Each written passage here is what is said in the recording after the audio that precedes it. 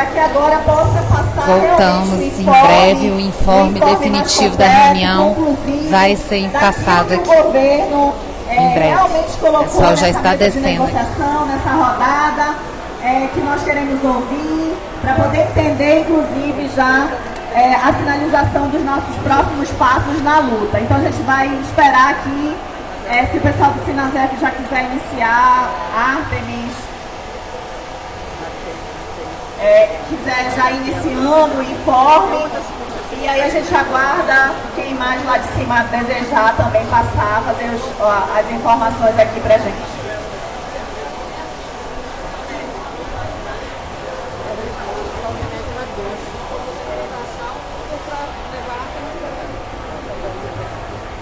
Bom, gente, boa tarde.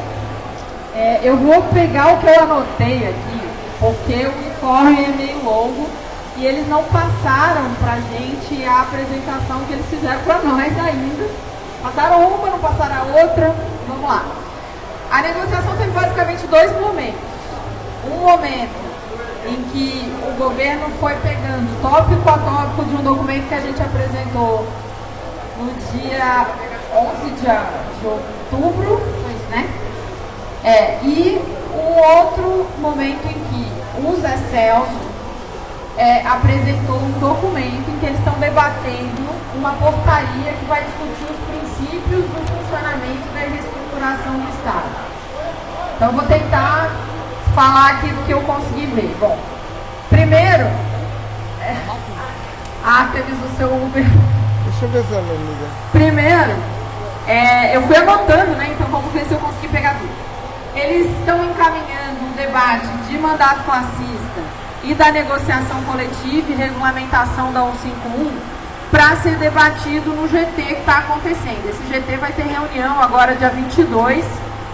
Lá o debate sobre a negociação coletiva e mandato classista está bem avançado. O que está um pouco mais polêmico é a regulamentação do direito de greve. Isso atinge o conjunto do serviço público nacional das três esferas e dos três poderes. Mas a questão específica que a gente apresentou aqui de mandato classista, eles disseram que assim que sair o PL lá, eles regulamentam aqui para os federais conforme lá. A segunda questão que avançou foi sobre a IN54. E aí o meu registro é um pouco confuso, mas a gente tem pedido de revogação dela por completo. Não foi isso que o governo respondeu, ele responde que vai acolher uma série de demandas específicas. Por exemplo, se o registro tiver um acordo de fim de greve, qualquer possível desconto que tenha acontecido anteriormente, depois de compensado, apaga, ou seja, não gera punição futura. A exigência de aviso, eles estão mantendo as 72 horas que o STF regulamentou e não as 48 que estavam previstas anteriormente. Que a compensação de horas de greve vai acontecer no ritmo geral de compensação e não ser prioritário em relação às outras. Que o desconto não será feito caso a greve seja provocada pelo governo. Como é que comprova isso, né? Que eles vão retirar uma trava de o que define quando que a gente pode fazer greve, né? Então não teria mais aquela trava de que só pode considerar a greve legítima em determinados pontos.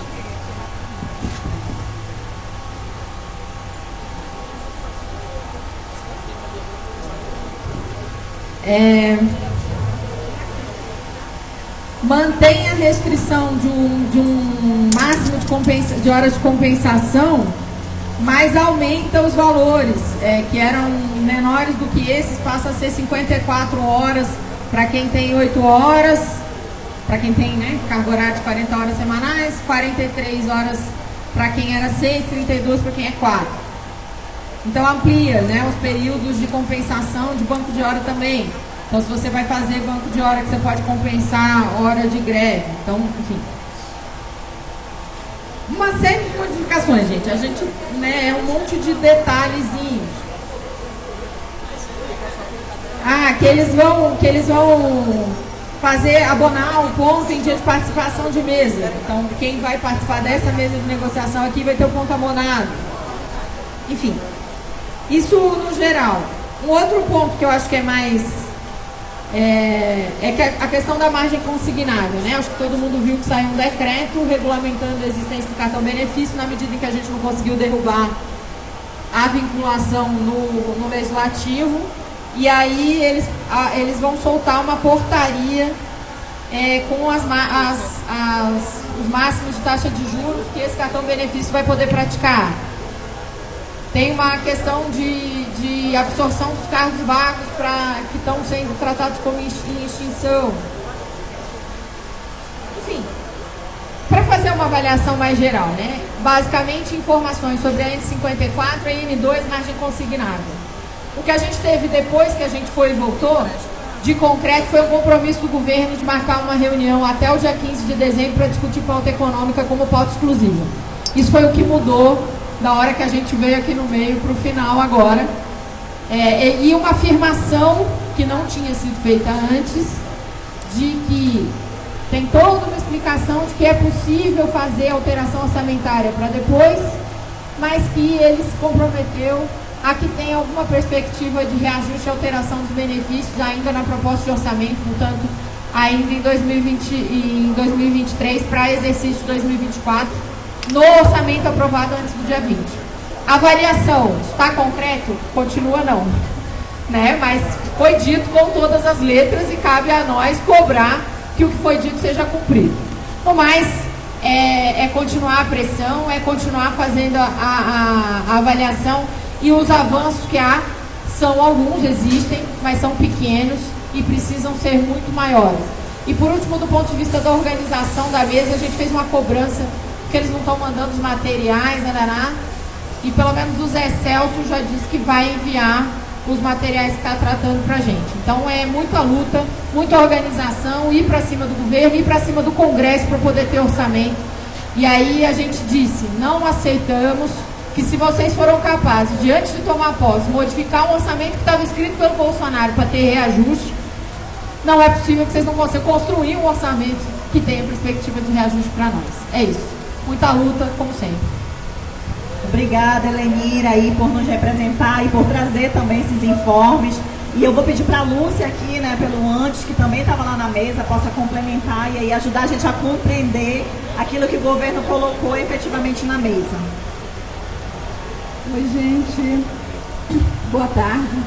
E obrigada por vocês terem permanecido até agora, né? Isso é super importante e nos dá muita força ali no processo de negociação. Eu não acompanhei tudo que a Helenira disse, mas de forma resumida, em relação à questão salarial ou em relação à questão econômica, a gente não teve avanço significativo, a não ser a informação de que o governo fez o pedido de modificação, que existia uma trava que impedia a equiparação de benefícios em relação aos outros poderes, né? Então, entre os 3 poderes da União. Então, o governo fez esse pedido da retirada dessa trava, apontando aí a possibilidade de fazer essa equiparação do Executivo em relação aos outros poderes. Todavia, não apresentou qualquer indicação em relação a como vai fazer isso, porque não apresentou dotação orçamentária. Nenhuma em relação a isso. Esse é o primeiro ponto. O segundo ponto é em relação ao que a gente está reivindicando de negociação. É um barulho grande, né? De reivindicação. Em relação à recomposição salarial, foi o que ela disse, ele não apresentou nenhum índice. Depois da gente argumentar muito, né, pressionar bastante o conjunto das entidades que estavam lá, o governo assumiu o compromisso de até o dia 15 de dezembro apresentar uma proposta efetiva, certo? Em relação a esse índice que estaria aí negociando no âmbito do governo em relação a isso. Mas é claro, né, como já foi dito, não tem nada de concreto objetivo. Cobramos muito em relação a isso, enfatizamos que é muito ruim, né, a gente chegar sem qualquer proposta, mas de fato o que saiu de indicação é isso e a possibilidade, né, de que até maio, se tiver alguma necessidade, tem a possibilidade de fazer aí um crédito suplementar, se o que for negociado internamente entre o governo até o dia 15 de dezembro não for suficiente para atender às nossas reivindicações. Nós também pautamos em relação a isso a necessidade do governo se mobilizar para tirar um impedimento que existe no artigo 18 da LDO de retroatividade de recomposição salarial. Né? O governo não respondeu em relação a isso, tá? Mas de qualquer forma a gente pautou isso na mesa. Em relação aos outros itens, como já disse a Helenira, ele apresentou uma série de pontos que teriam sido acolhidos em relação à IN 02, que trata de jornadas especiais, em relação à IN 54, em particular tem um item da IN 54 que diz respeito a registro nos assentamentos funcionais de faltas decorrentes de greve. Né? Então, este ponto o governo acolheu, né? Disse que iria fazer a revisão disso, só que essa revisão não seria feita já no primeiro momento, né? Seria feito, né, num momento subsequente a tudo que aconteceu em relação ao registro de greve. Foi feita uma negociação e tal, então depois será retirado isso não irá para os assentamentos funcionais. Um outro ponto, nós cobramos o governo em relação à PEC 32, né, como um ponto bastante central para todos nós. O que o governo informou é que o governo está fazendo negociação por meio da bancada sindical na Câmara, tá? E tem tido posicionamento de que é contrário à PEC, tá? Foi o máximo que a gente conseguiu de retorno. Em relação às mesas setoriais, o governo alertou, né, que já foram feitos pelo menos 85 pedidos de mesas setoriais. Concretamente, tem 2 em funcionamento e que o governo fez uma solicitação que as entidades que já pediram mesa setorial, que é aquela que vai negociar pontos que não tem impacto orçamentário, como as diferentes portarias, como eu sei que tem algumas pessoas aqui, né, da base do Sinasdef também, do ANDES, como a portaria 983, que trata de ponto eletrônico e tal. Então, o governo assumiu o compromisso que quando a gente reenviar estas propostas que já foram feitas, solicitação de abertura junto aos órgãos específicos, deveria reencaminhar agora para a Secretaria de Gestão de Pessoas e Relações de Trabalho, que daí seria autorizada a abertura dessas mesas específicas, né?